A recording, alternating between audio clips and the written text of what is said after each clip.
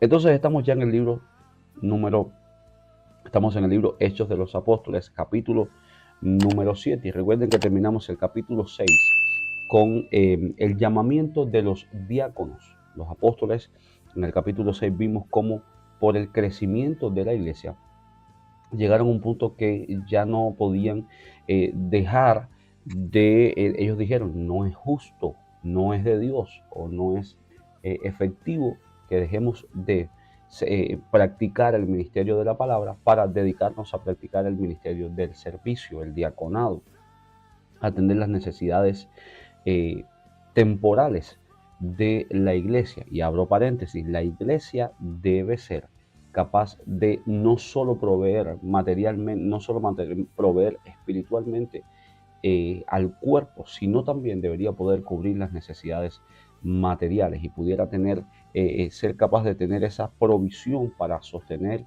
a quien lo necesite. Y la Biblia habla perfectamente, habla de las viudas, habla de los huérfanos, y esto te da una medida de personas indefensas, personas que no tienen la posibilidad o la capacidad de valerse por sí mismos. Entonces, separa estos grupos, la viuda, el indefenso, el huérfano, y el resto del pueblo son las personas que tienen la capacidad de trabajar, la capacidad de prosperar, la capacidad de convertirse entonces en ayudadores de estos necesitados. Amén. Tenemos que tener una mentalidad de ayudadores, una mentalidad de los que damos, una mentalidad, porque dice que más bienaventurada cosa es dar que recibir. Entonces nuestra mentalidad no podemos simplemente decir, sí, yo estoy esperando que me den, estoy viendo a ver qué resuelvo, porque lamentablemente eso viene inyectado con las doctrinas que nos sembraron en nuestro país de origen, esa miseria que por tantos años se ha ido metiendo en nuestra carne, en nuestro ADN, y que el Señor está tan enfocado en librarnos esa mentalidad de a ver qué resuelvo, a ver qué me dan, a ver qué me puedo llevar. Eso está relacionado con la miseria, está relacionado con espíritus que durante años nos mantuvieron como pueblo así, avasallados, y viendo esa necesidad esa continua necesidad de resolver, y tenemos que cambiar esa mentalidad. ¿Para una mentalidad de qué? Una mentalidad de ser nosotros quienes ayudemos, de ser nosotros quienes demos prestado, de ser nosotros quienes podamos brindar, testificar de que Dios prospera, de que Dios bendice. Creo que tenemos que trabajar en esa mentalidad. Entonces quiero entrar, una vez que quedó claro estas necesidades, se levantaron, dijeron, busquen 7 hombres llenos de poder y de espíritu. Y el texto, a partir de la mitad del capítulo 6, comienza a hablar sobre Esteban y comienza a hablar de cómo Esteban fue llevado al concilio, fue acusado con falsos testigos, con hombres que mintieron respecto a lo que él decía, solo porque no resistían la gracia, no resistían todo lo que había de Dios en él, no lo resistían. Era una cosa extremadamente dolorosa para todos los animalitos de ese tiempo. No podían soportar que Esteban tuviese tal respaldo de parte del Señor. Entonces en el capítulo 7 vamos a ver de manera más detallada lo que sucedió en el momento en que Esteban, lleno del poder del Espíritu, eh, testificó y dejó bien claro cuál era su posición. Recuerde que estamos en el capítulo 7 del libro de Hechos de los Apóstoles.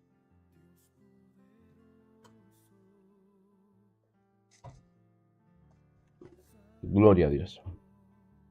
Dice, el sumo sacerdote dijo entonces, ¿es esto así? Y Esteban dijo, hermanos y padres, oíd, el Dios de la gloria se apareció a nuestro padre Abraham cuando aún estaba en Mesopotamia, antes que viviera en Harán, y le dijo, sal de tu tierra y de tu parentela, y vete a la tierra que yo te mostraré. Entonces salió de la tierra de los caldeos y habitó en Harán, y de allí, cuando murió su padre, Dios lo trasladó a esta tierra, en la cual vosotros habitáis ahora. No le dio herencia en ella, ni aun para sentar un pie, pero prometió,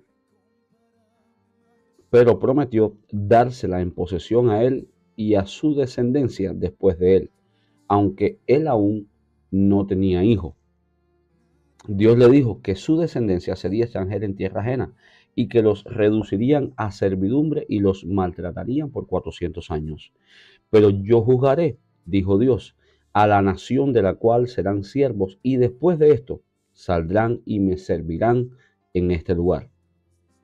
Le dio el pacto de la circuncisión, y así Abraham engendró a Isaac y lo circuncidó al octavo día, a Isaac a Jacob y a Jacob a los 12 patriarcas. Los 12 patriarcas, movidos por envidia, vendieron a José para Egipto, pero Dios estaba con él y lo libró de todas sus tribulaciones y le dio gracia y sabiduría delante del faraón, rey de Egipto, el cual lo puso por gobernador sobre Egipto y toda la casa. Entonces hubo hambre en toda la tierra de Egipto y de Canaán y gran tribulación, y nuestros padres no hallaron alimentos. Cuando vio Jacob que había trigo en Egipto, envió a nuestros padres la primera vez, y en la segunda se dio a conocer a sus hermanos José, y fue manifestado al faraón el linaje de José.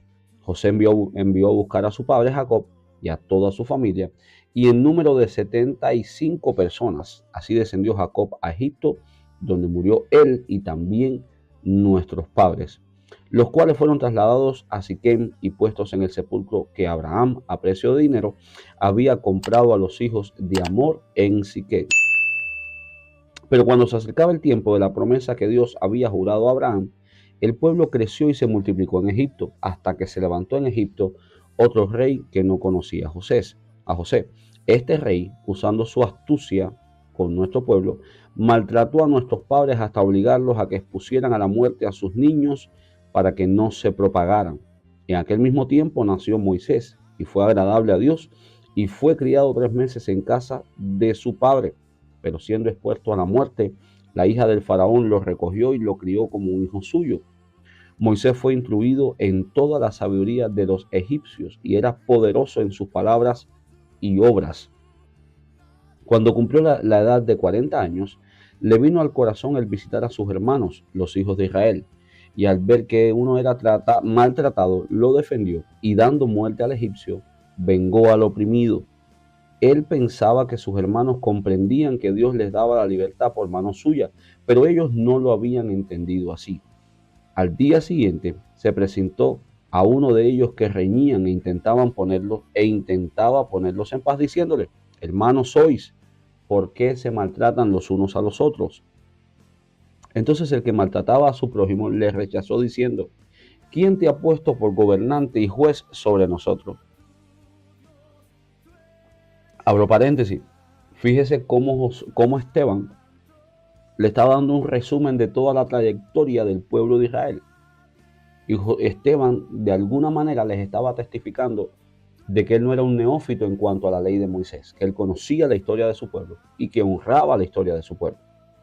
¿Ok? Recuerden que este libro comienza con el sumo sacerdote diciendo: esto es verdad, y nos posiciona y nos pone en el momento de ese juicio, sí, es un juicio que le estaban haciendo por estar lleno del Espíritu Santo, lleno de la gracia de Dios. Él sigue diciendo: al oír esta palabra, Moisés huyó, porque en el 28 le dice: ¿quieres tú matarme como mataste ayer al egipcio? Wow. Al oír esta palabra, Moisés huyó y vivió como extranjero en tierra de Madián, donde engendró 2 hijos.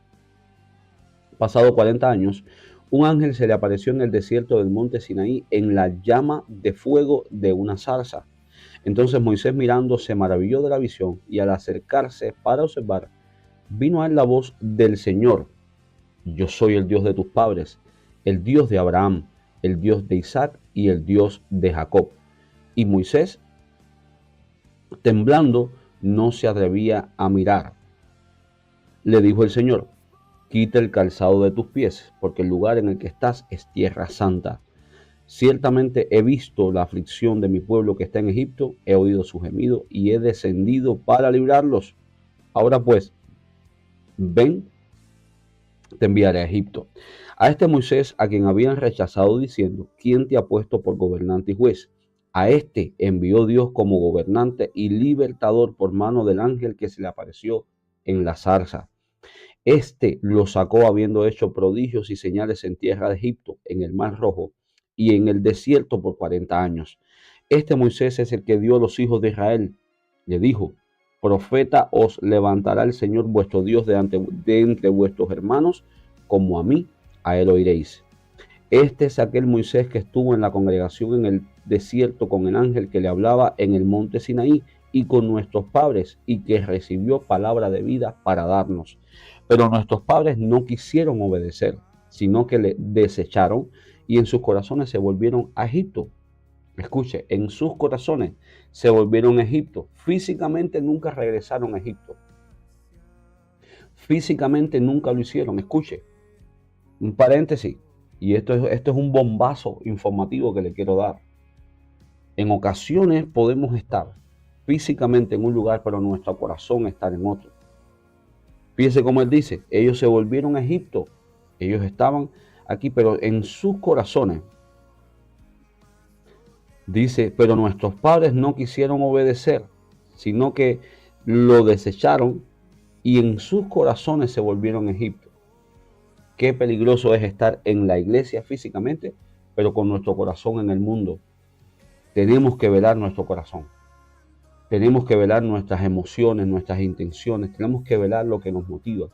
Qué difícil y qué triste es estar físicamente en la iglesia y nuestro corazón en otro lugar. Y de eso vamos a hablar más adelante. Pero tome nota, téngalo presente. Hechos de los Apóstoles 7:39. Hechos de los Apóstoles. Ya le digo, yo estoy disfrutando al máximo estas jornadas porque estoy sacando mucho contenido. Mucho contenido. Mucho contenido. Y es muy importante que nosotros podamos tener siempre acceso a esa presencia, a esa palabra, y que podamos aplicarlo a nuestras vidas. O sea, puede nuestras vidas estar en un lugar y nuestro corazón en otros. Hechos de los Apóstoles, capítulo 7, versículo 35. Seguimos. Cuando dijeron a Aarón, ahora mire, fíjese, aquí te va a explicar cómo es que volvieron en su corazón atrás. Mire, dice: volvieron a Egipto cuando dijeron a Aarón: haznos dioses que vayan delante de nosotros, porque a este Moisés que nos sacó de la tierra de Egipto, no sabemos qué le haya acontecido. Fue en el momento en que Moisés sube a estar en la presencia de Dios. Y se quedan con Aarón y le empiezan a ejercer presión a Aarón, y Aarón, Padre Celestial. Entonces hicieron un becerro, ofrecieron sacrificio al ídolo, y en las obras de sus manos se regocijaron. Wow. Hechos 7:35. Podemos leer, si lo estás anotando, puedes escribir del 35. No, perdón, Hechos 7:39.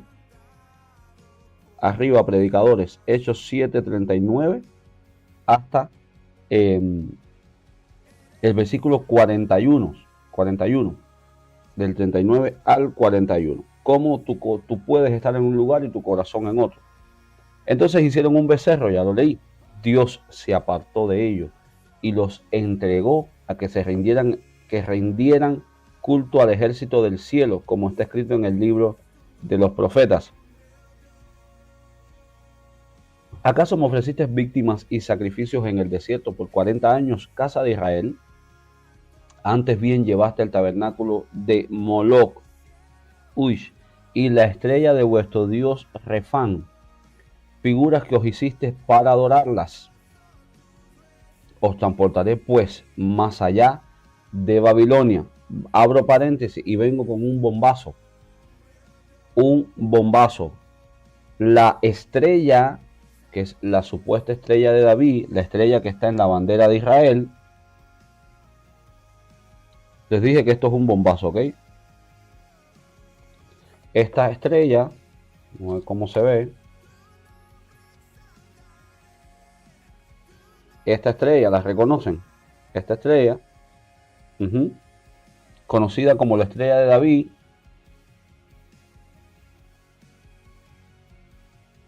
esa estrella es la estrella del dios Refán. Ahí se las dejo y sigo avanzando. Por eso es tan importante que usted no se haga ídolo de ningún tipo. Por eso es tan importante que aunque usted diga, ay, es la estrella de David, qué linda la estrella de David, usted tiene que conocer el trasfondo de dónde viene esa estrella. Porque David no se hizo ninguna estrella, sino que David estaba repitiendo una tradición que recibió de su pueblo, pero el origen de esta estrella se cree, según los estudiosos, es que viene del dios Refán, esta estrella así, del dios Refán. Suelto esta bomba y continúo. Qué bueno que nosotros no tenemos una estrella, no usamos esa estrella y decimos, wow, tremendo, este no es lo que nos identifica. No, porque ¿en qué tremenda candela estaríamos en este momento? No te estoy diciendo ni estoy juzgando a la persona que tenga esta estrella. Solo estoy dejando bien claros los fundamentos que dice la palabra. Y mire cómo le dice, antes bien, estamos hablando de dónde surge el pueblo. Este es el principio. Aquí está Esteban. No olvidemos que es Esteban dando una disertación, pero es que hay tanto contenido, hay tantas cosas poderosas aquí que no podemos simplemente ignorarlas y ya. Dice, en vez de, supuestamente estaban dándole víctimas al Señor, pero lo que estaban haciendo era levantando el tabernáculo de Moloc y la estrella de vuestro Dios Refán. Sí, la estrella del Dios Refán. Continuamos. Figuras que os hicisteis para adorarlas. ¿Para qué? Para adorarlas. Os transportaré pues más allá de Babilonia. Yo no uso ningún tipo de cadena, yo no uso ningún tipo de símbolo. Por muy bonito que parezca, no lo hago. No lo hago. Si usted tiene un crucifijo, si usted tiene la estrella de David, no te juzgo. Simplemente quiero dejarte bien en claro que no hay ningún lugar de la palabra que te dice úsalo como un recordatorio, úsalo como algo que me glorifique. No existe eso. Antes bien, la palabra dice, eso te lo hiciste para adorarlo. Yo sé que es bien temprano para consumir este contenido tan denso, pero es necesario que como pueblo de Dios estemos caminando en esa revelación. Dice, tuvieron nuestros padres el tabernáculo del testimonio en el desierto, como había ordenado Dios cuando dijo a Moisés que lo hiciera conforme al modelo que había visto, el cual recibido a su vez por nuestros padres, lo introdujeron con Josué al tomar posesión de la tierra de los gentiles, a los cuales Dios arrojó de la presencia de nuestros padres hasta los días de David. Fíjese, ahí está la conexión de esta supuesta estrella, de este supuesto, ¿cómo decir? De este supuesto elemento espiritual. Mire cómo se conectó hasta los días de David. Entonces, la estrella de David, de verdad, no tengo nada contra la estrella y no tengo nada contra ustedes, no tengo, de corazón se los digo. Pero siento que es muy, muy importante y muy interesante que tuviésemos esto bien presente. Recuerdo una iglesia en Cuba que en el altar, la iglesia de donde yo vengo, no donde nací, sino donde estuve ministrando antes de venir para Rusia, en la plataforma, en el altar, por decirlo de alguna manera, en el techo tenían una estrella de David gigante. Gigante. Estamos hablando de una estrella fácilmente de 3 metros de diámetro. Una cosa gigante. La estrella de David. Y siempre me llamaba mucho la atención. Y un día alguien nos comenta, comenzamos a hablar del tema y alguien dice, no, esa estrella no es de David, esa estrella es de este Dios que les mencioné, del Dios Refán, del altar, del tabernáculo de Moloc. Y se creó un conflicto. Bueno, solo quiero decirles que mientras esa estrella estuvo puesta ahí, la presencia de Dios no se manifestó jamás. En mi caso personal, no pude experimentar jamás la presencia de Dios ahí. No pude. Ministrando en el altar no podía.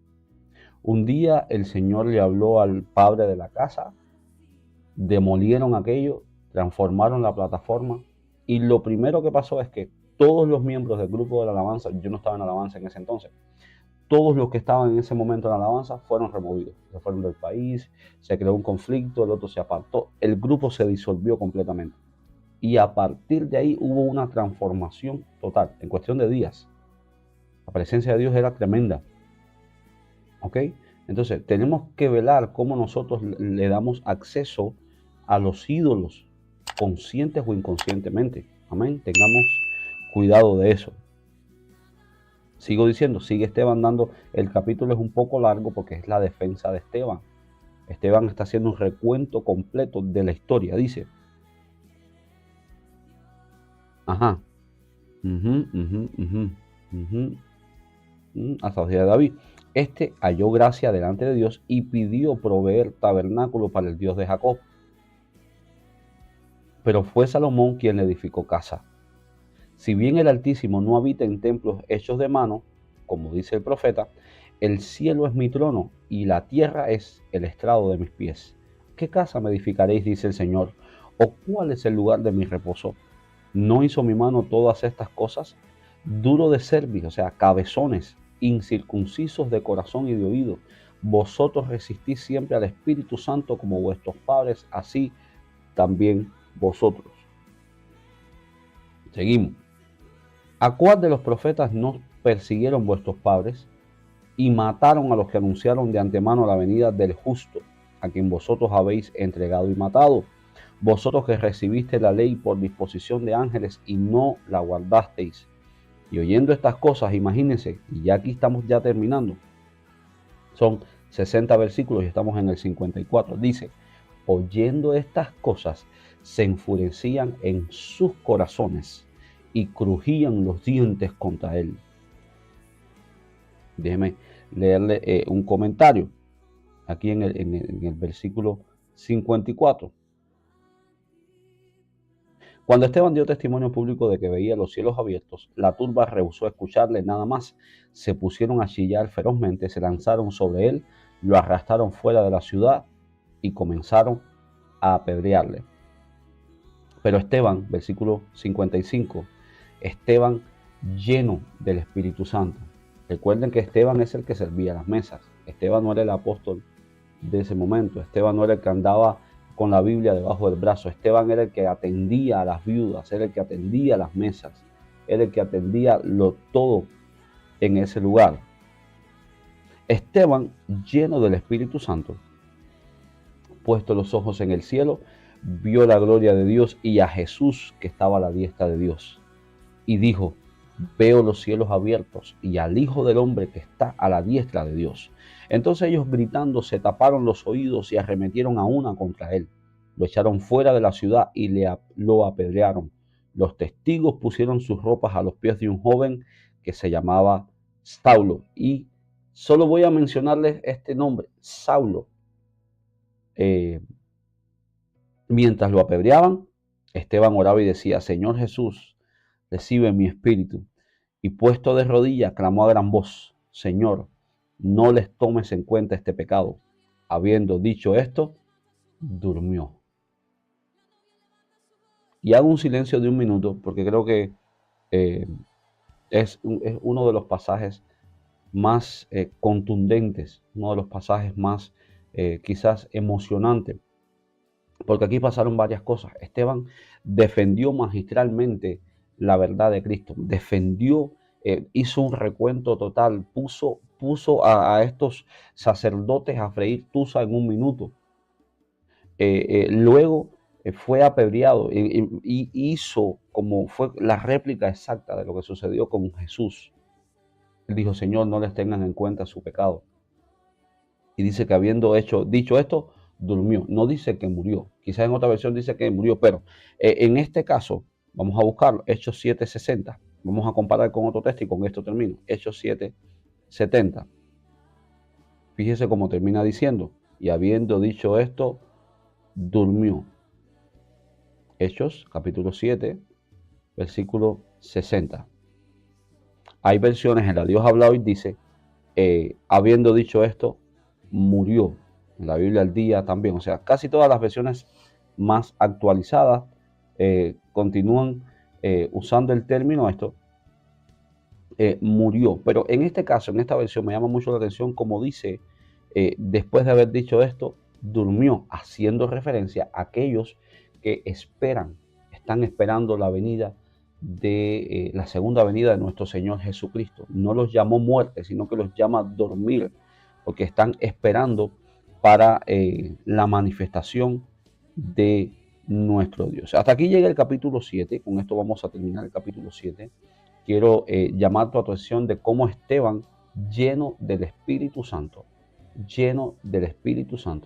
se presentó delante del concilio, se presentó y dio hizo una reseña completa de la historia del pueblo de Israel y de cómo toda esta historia apuntaba al cumplimiento de las profecías de la venida de Jesús y que afirmaban de una manera u otra que Jesús es el Hijo de Dios. Ahora, te provoca la ira y quizás usted dice, bueno, pero ¿por qué murió? Bueno, usted tiene que saber que el Señor tiene un plan para cada cosa.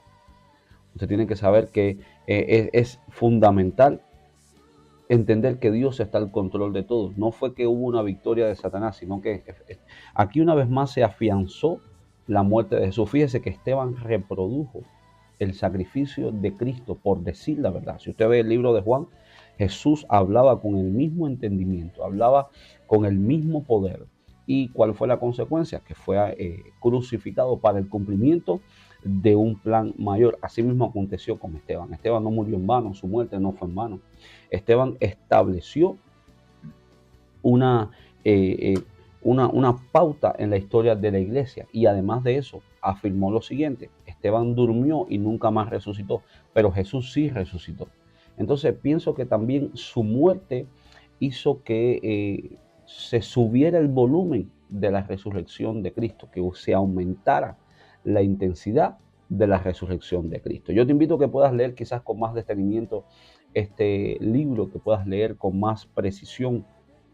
Después, con calma puedas leer. Si te surge alguna pregunta, nos escribes, puedes mandarnos un mensaje diciendo, tengo esta duda, quisiera que me aclararan este aspecto, y que pudieras leer con nosotros, tomar notas y así luego en otro momento profundizar en lo que has aprendido. Amén.